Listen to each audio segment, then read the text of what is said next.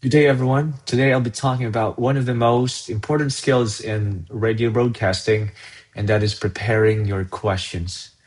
Now, many people think that a good interview depends on the guest or on luck. But in truth, the success of an interview lies in how well prepared the interview is.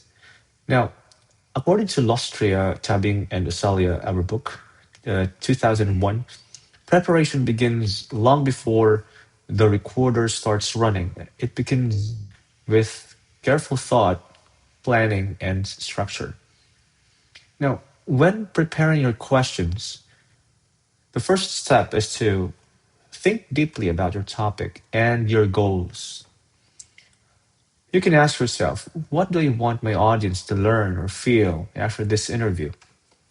Now, once this is clear, jot down your questions and arrange them in a logical order.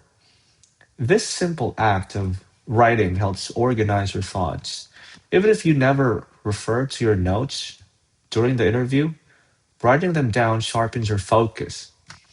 So, for example, if your topic is, let's say, urban gardening, yeah, maybe you can start with what inspired you to start gardening in the city, then follow it up, follow it up with a deeper question like, how has this movement influenced community health? Some sort of that questions. Each question should bring you and your audience closer to understanding the story. So that is the first step, to think deeply about your topic and your goals. Now, let's talk about staying on topic because sometimes it's easy to drift away from your main subject, especially if you and your guests share similar interests. However, as the module reminds us, an interviewer must keep the discussion relevant to the audience, not just to themselves. So instead of entertaining side topics, focus on what the majority will find meaningful and engaging. This discipline keeps your interview sharp and informative. Now we move on to the heart of the lesson, asking the right kind of questions. You have to remember that good questions invite clear, complete, and quotable answers, not one word replies or endless speeches. That's why the five W's and one H, the who, what, when, where, why, how, and how, you know, are so powerful. They open doors to information and emotion. For instance, instead of asking, do you support youth participation in governance, which is answerable by yes or no, you might probably want to ask, how can young people actively contribute to policy making in your community? I think this version is more encouraging. It encourages storytelling, insights, and depth because the answers could be long and more information will be given because it started with the how. And aside from that, let us also remember the scope and the clarity of your questions. If a question is too broad, the answer may turn into a long, rambling speech. If it's too narrow, the interview becomes stiff and short. Balance is the key. Create a smooth exchange where both interviewer and interviewee can respond naturally. Clarity is very important. Ask one thing at a time, use simple language, and avoid unnecessary details. The module even gives us an example. Our book gives us an example of long and confusing Filipino question packed with subtopics and side comments. So the advice, stick to one point at a time. Now, another important element is logical progression. Each question should grow from the previous one, like steps in the ladder. If you need to go back to an earlier point, you have to use a transition. So, for example, before we move on, example, okay?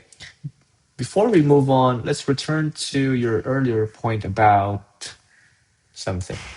So, this technique keeps the flow of natural and easy to follow for listeners. Also, avoid double barreled questions. When we say double barreled questions, those that ask two things at once. For instance, what kind of protest will you hold? And do you think the government will intervene? You should ask it separately. Ask them separately. I just want to repeat that because it's clearer and gives your interviewee space, to think. Now, let's discuss audience relevance. An interview is never just an intellectual exercise. It must also connect with real people. That's why the best questions are grounded in daily life. So, for example, if the topic is about inflation, don't just ask about the economic indicators. Ask something practical and relatable.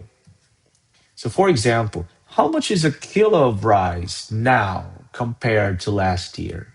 See that? Concrete examples help listeners understand complex issues through familiar experiences. Of course, most of us are, or almost all of us are buying rice in the market, so we can relate to that.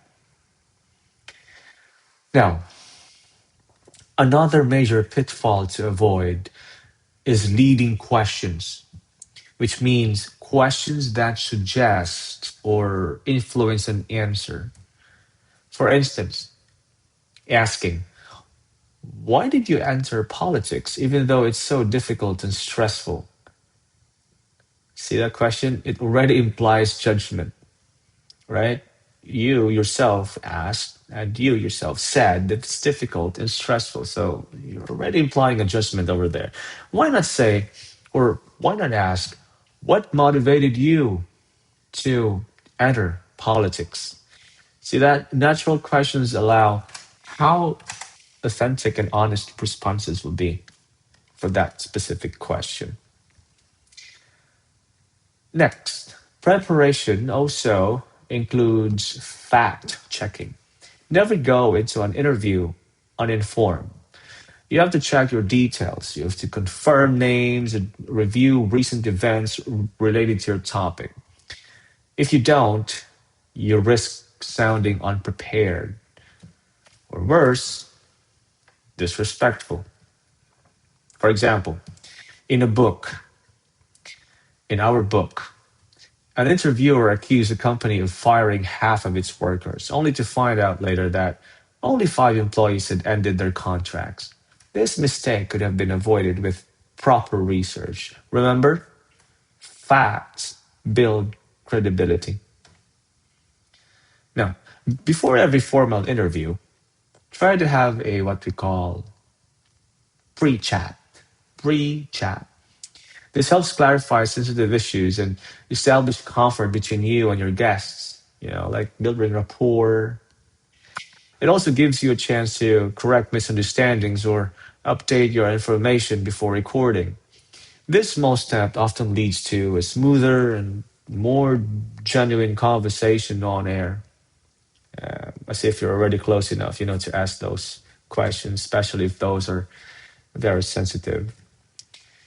So, to sum up, preparing your questions isn't just a technical task. It's a thoughtful process, that combines strategy, empathy, and responsibility.